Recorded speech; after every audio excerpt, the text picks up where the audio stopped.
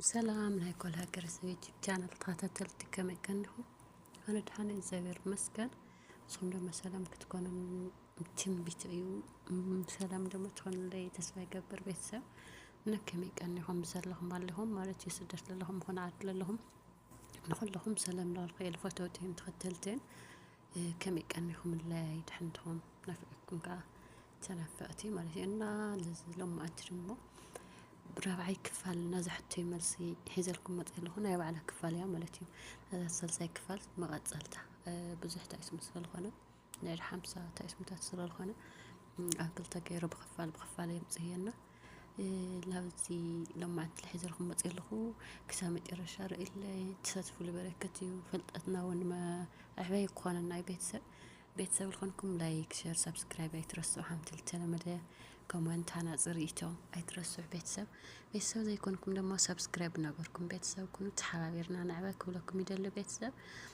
فاميلي أنا لفتن حتى مالسي قبلكم يا مالتيو بزمانة خطت لك شامة رشا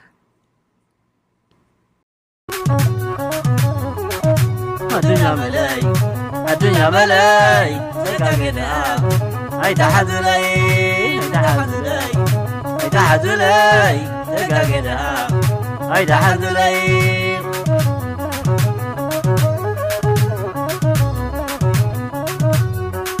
تعدلش بري سكاكنا لبقى بري تعدلش بري سكاكنا لبقى بري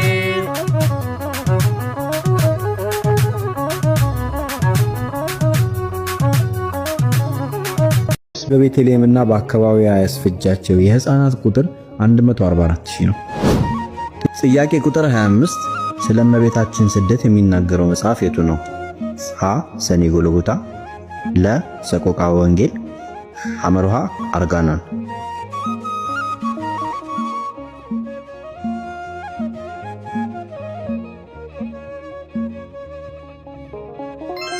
መልሱ ለ ሰቆቃወ ወንጌል። ጥያቄ ቁጥር 26 ጌታችን ቅዱሳን ሐዋርያትን ወደ ዓለም ዳርቻ ለወንጌል አገልግሎት ሲልካቸው ስንት አድርጎ ነው? ሀ ብቻ ለብቻ፣ ለ 3 አድርጎ፣ ሐመርሃ 2 አድርጎ።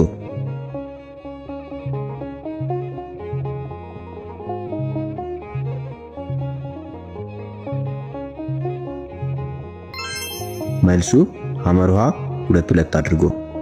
ጥያቄ ቁጥር 27 በመጽሐፍ ቅዱስ ታሪክ ለመጀመሪያ ጊዜ ሙት ያስነሳው ነብይ ማን ይባላል? ሀ ነብዩ ኤልያስ፣ ለ ነብዩ ኤልሳዕ፣ ሐመርሃ ነብዩ ሙሴ።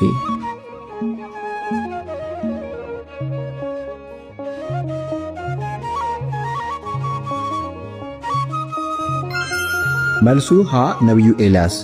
ነብዩ ኤልያስ በዛሬፋት የነበረችው የመበለቲቱን ልጅ በመጸለይ ከሞት ያስነሳው የመጀመሪያው ነብይ ነው። ጥያቄ ቁጥር 28 ሰዎችን ጠርቶ ባሮጌ ጨርቅ አድርጎ ነብዩን ከውሃ ጉድጓድ ውስጥ ያወጣው ማን ነው? ሀ ሶርያዊው ናኦድ፣ ለ ኢትዮጵያዊው አቤሜሌክ፣ ሐመርሃ የሮሜው ቆርኔሊዮስ።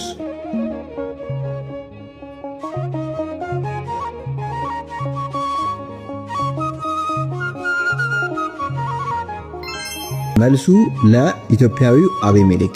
ነብዩ ኤርሚያስ በንጉሠ ሴዴቅያስ ዘመን በጭቃ ጉድጓድ ውስጥ በተጣለ ጊዜ የኢትዮጵያዊው አቤሜሌክ በንጉሱ ፈቃድ ሰዎችን ይዞ በመሄድ አሮጌ ጨርቅና የተቀደደ ልብስ አውርዶ ኤርሚያስን ከጉድጓድ አውጥቶታል።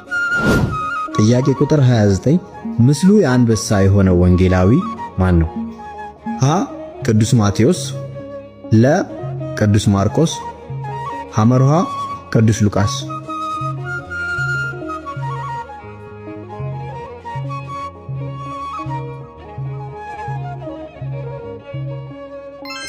መልሱ ለቅዱስ ማርቆስ። በአራቱ ኪሩቤል ምሳሌነት ለአራቱ ወንጌላውያን የተሰጡ ምልክቶች አሉ። ቅዱስ ማርቆስ ወንጌሉን የጀመረው በምድረ በዳ የሚጮህ ሰው ድምጽ በማለት ስለሆነ ድምጹ በምድረ በዳ እንደሚሰማ እንደ አንበሳ ተመስሏል። ጥያቄ ቁጥር 30 የንጉሥ ሰለሞን አባት ማን ይባላል? ሀ ንጉሥ ሳኦል፣ ለ ንጉሥ ዳዊት፣ ሐመርሃ ንጉሥ አክዓብ።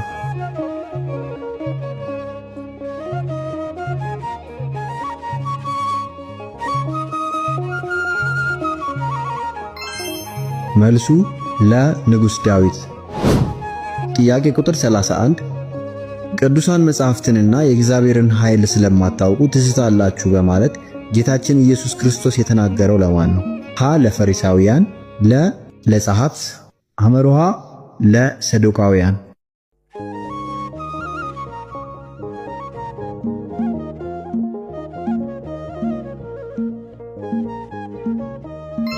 መልሱ ሐመሩሃ ለሰዱቃውያን።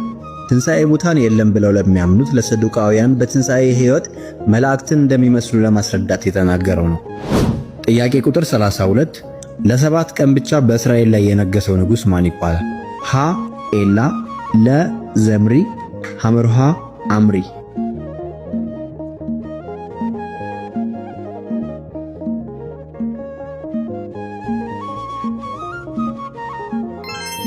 መልሱ ለዘምሪ። ዘምሪ በቴርሳ ለ7 ቀን ብቻ ከነገሰ በኋላ ሕዝቡ ሌላ ንጉሥ በማንገሱ ምክንያት ቤተ መንግሥቱን አጣጥሎ ሞቷል። ጥያቄ ቁጥር 33 ዮሴፍ ለወንድሞቹ ራሱ ሲገልጥላቸው የስንት ዓመት ሰው ነበር? ሀ 30 ዓመት፣ ለ 40 ዓመት፣ ሐመሩሃ 39 ዓመት።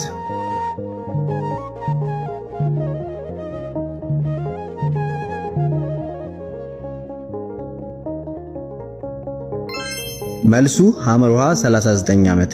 ዮሴፍ በ30 ዓመቱ በግብፅ በገዥነት ተሾመ። ከዚያም የ7 ዓመት የተትረፈረፈ ምርትና የ2 ዓመት የረሃብ ጊዜ ካሳለፈ በኋላ ወንድሞቹ በመጡ ጊዜ 39 ዓመቱ ነበር። ጥያቄ ቁጥር 34 ከለአባን ሴቶች ልጆች መካከል መካን የነበረችው ማን ናት? ሀ ራሄል፣ ለ ሊያ፣ ሐመሩሃ ቢልሃ።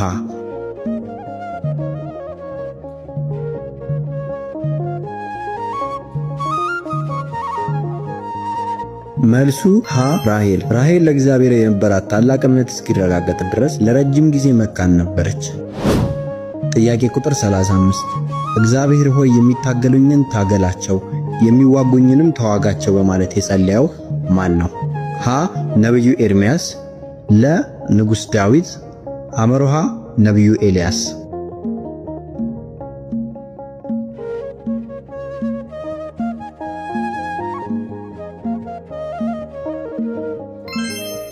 መልሱ ለንጉሥ ዳዊት። ይህ ጥቅስ በቅዱስ ዳዊት መዝሙር ላይ የሚገኝ ሲሆን ጠላቶቹ በበዙበት ጊዜ ለእግዚአብሔር ያቀረበው የልመና ጸሎት ነው። ጥያቄ ቁጥር 36 የ7 ዓመት ጥጋብና የ7 ዓመት ረሃብን የሚያሳየውን ሕልም ለፈርዖን የተረጎመለት ማን ነው? ሀ ነቢዩ ሙሴ፣ ለ ዳንኤል፣ ሐመሩሃ ዮሴፍ።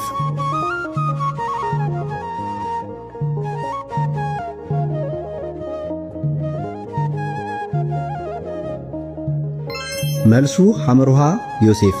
ዮሴፍ ፈርዖን ያያቸውን 7 ወፍራም ላሞችና 7 ቀጫጭን ላሞች እንዲሁም 7 ሙሉ እሸትና 7 የደረቁ እንጨቶች ትርጉም ለእግዚአብሔር ክብር ሰጥቶ ተርጉሞለታል። ጥያቄ ቁጥር 37 ኢትዮጵያዊውን ጃንደረባ ያጠመቀው ማን ነበረ? ሀ ቅዱስ ጴጥሮስ፣ ለ ቅዱስ ፊልጶስ፣ ሐመሩሃ ቅዱስ ጳውሎስ።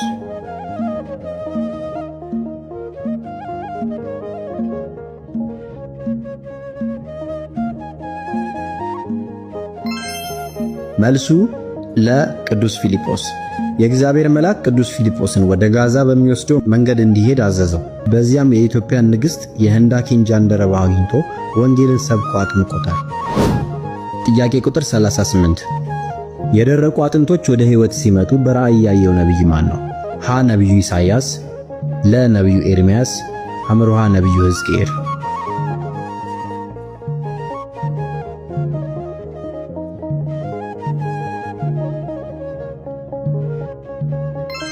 መልሱ ሐመሩሃ ነቢዩ ሕዝቅኤል።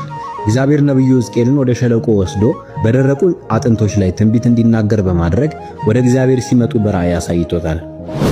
ጥያቄ ቁጥር 39 ኤሳው ብኩርናውን ለያዕቆብ የሸጠው በምን ነበር? ሀ በብርና በወርቅ፣ ለ በከብቶችና በበጎች፣ ሐመሩሃ በምስር ወጥ።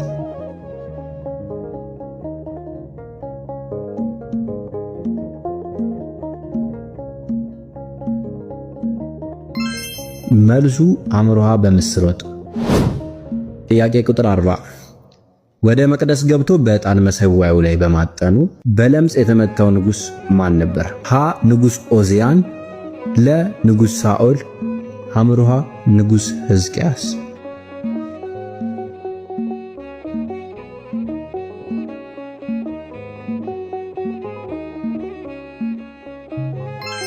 መልሱ ሀ ንጉሥ ዖዝያን። ዖዝያን ለካህናት ብቻ የተፈቀደውን ዕጣን የማጠን ተግባር ባለመታዘዝ ለመፈጸም በመሞከሩ ግንባሩ ላይ በለምጽ ተመቷል። ጥያቄ ቁጥር 41 ዳዊት ለሳኦል ሲዘምርለት የነበረው በምን የመዝሙር መሳሪያ ነበር? ሀ በበገና፣ ለ በመሰንቆ፣ ሐመሩሃ በከበሮ።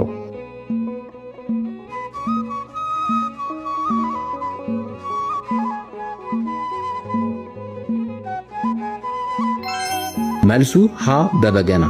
ክፉ መንፈስ ሳኦልን በሚያስጨንቀው ጊዜ ዳዊት በገናውን በእጁ ይዞ ሲጫወትለት ሳኦል ይረጋጋና መንፈሱ ይታደስ ነበር። ጥያቄ ቁጥር 42 የያዕቆብ ልጅ ዮሴፍ በጠቅላላ ስንት ወንድሞች ነበሩት? ሀ 10፣ ለ 11፣ ሐመሩሃ 12።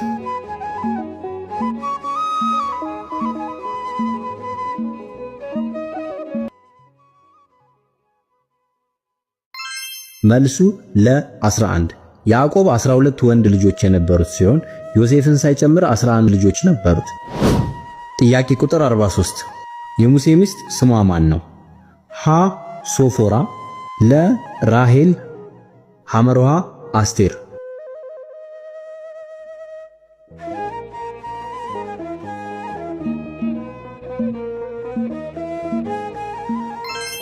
መልሱ ሀ ሶፎራ። ጥያቄ ቁጥር 44 የሐዋርያው ጴጥሮስ ወንድም ማን ይባላል? ሀ ዮሐንስ፣ ለ እንድርያስ፣ ሐመሩሃ ያዕቆብ።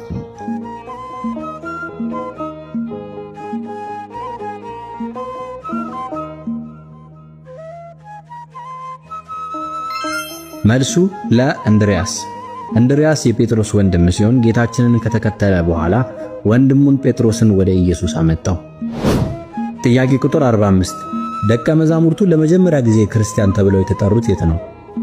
ሀ በኢየሩሳሌም፣ ሐመሩሃ ለ በአንጾኪያ፣ ሐመሩሃ በደማስቆ።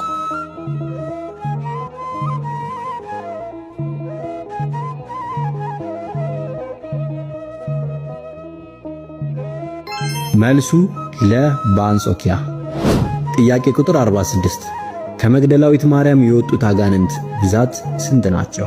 ሀ 3፣ ለ 12፣ ሐመሩሃ 7።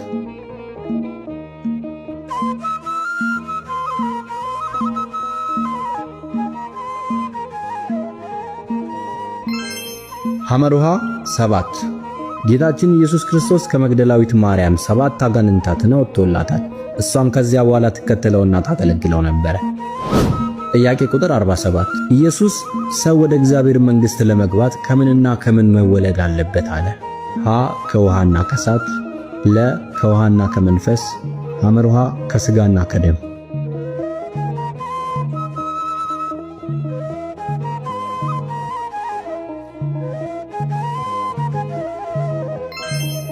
መልሱ ለ ከውሃና ከመንፈስ።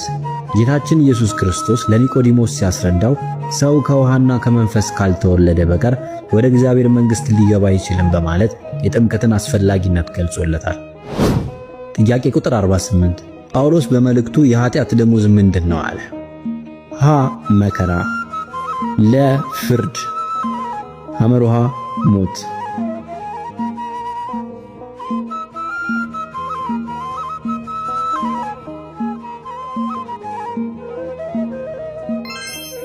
መልሱ ሐመሩሃ ሞት። ሐዋርያው ቅዱስ ጳውሎስ በሮሜ መልእክቱ የኃጢአት ደሞዝ ሞት ነውና የእግዚአብሔር የጸጋ ስጦታ ግን በክርስቶስ ኢየሱስ በጌታችን የዘላለም ሕይወት ነው በማለት አስተምሯል። ጥያቄ ቁጥር 49 ሰላም ለኪ የሚለውን መዝሙር የደረሱት ንጉሠ ነገሥት ማን ይባላሉ? ሀ አጼ ቴዎድሮስ፣ ለ አጼ ዘርዓ ያዕቆብ፣ ሐመሩሃ አጼ ናዖድ።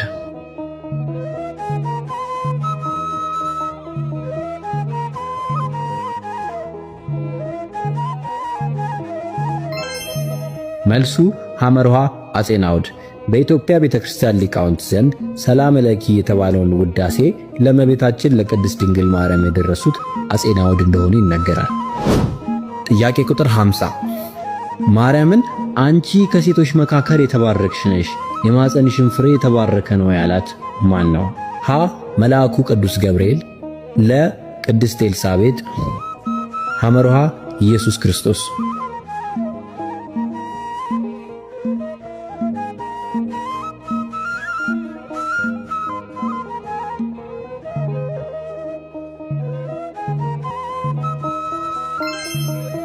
መልሱ ለቅድስት ኤልሳቤጥ። ድንግል ማርያም ወደ ዘካርያስ ቤት ገብታ ሰላምታ ስትሰጥ ኤልሳቤጥ በመንፈስ ቅዱስ ተሞልታ በታላቅ ድምፅ ይህንን የምስጋና ቃል ተናግራለች። ቦነስ ጥያቄ አዶናይ ማለት ምን ማለት ነው? ሀ ሁሉን ቻይ፣ ለ ጌታዬ አምላኬ፣ ሐመርሃ የሰላም ንጉሥ።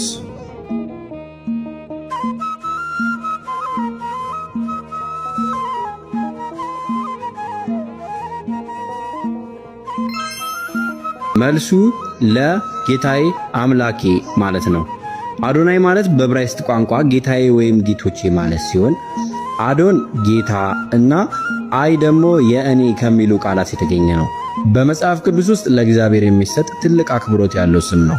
እስከ ቪዲዮ መጨረሻ ድረስ እዘን ሕጂ መልሲ ዜን ይመስላ ነይረን ቤተሰብ ክንደይ መሊስኩም ክንደይ ፈትሽኩም ክንደይ አስታዊስኩም ንብስኹ ርእስኩም ፈትሽኩም ትኾነ ይኹም ቤተሰብ ማለት እዩ። ንፈልጥ ከዓ ናፈልጥና እንድኸማይ ልበለ ለይ ንፈልጥ ታላ ፈለጥና እንፈልጥ ከዓ ከንርስዖ እናስተዋስና ክንደይ አክል ፍልጠት እኒ መበል ይኾንና ኢና ቤተሰብ እዘን ሕጂ መልሲ ዜን ይመስላ ነይረን ቃጻሊ بحدش ነገር ክስካብ ንረኸብ ሰናይ ቀና ላይክ ሸር ሰብስክራይብ አይትረሱ ቤተሰብ ሰሰናይ የምንልኩም